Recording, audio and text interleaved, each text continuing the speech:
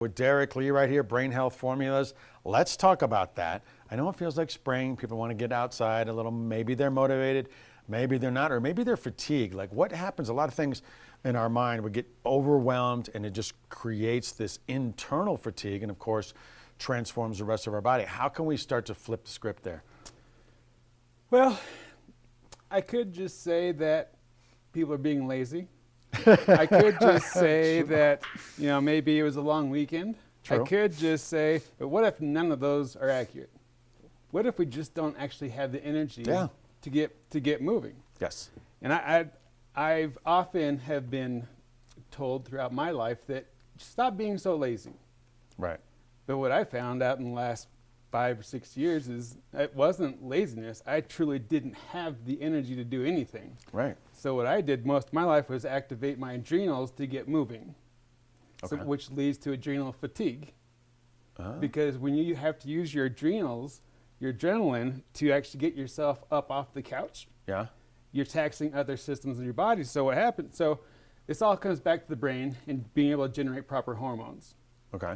And so sometimes, occasionally, it can be something as maybe you are feeling lazy in a day, which is completely normal to be tired, to be exhausted, just whatever. You don't have to have a reason for that. You can be mentally exhausted because you've been doing something different, something new. Yeah.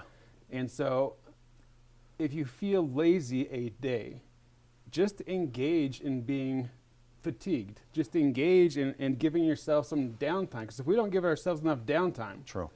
it's tough to be motivated. It's tough to get going. It's tough to do the things we enjoy doing, and it's tough to put in maximum effort. And if people like to exert a lot of energy doing physical activities, it's when you try to exert more energy than you actually have to do, is when you actually get hurt. Yeah. And so improving brain function and activating the brain, this is kind of what we do, is being able to activate the brain. Most people who've had traumatic brain injury, it's not the acute aspects of the traumatic brain injury. It's the long-term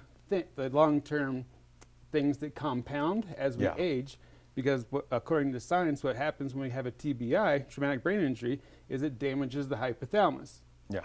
That's a gland within the brain structure that navigates it's like a communication between the brain and the body. So if that's what gets damaged, or that's what becomes disconnected, that affects everything, but we don't notice it in the time. Right, right. Is we start noticing it 10, 20 years later where there's no correlation to that event. Yes. So it compounds as we age, but there's almost zero effect from an emotional or functional place with the brain at the time of impact. Yes. So just repairing the physical body is actually the easy part.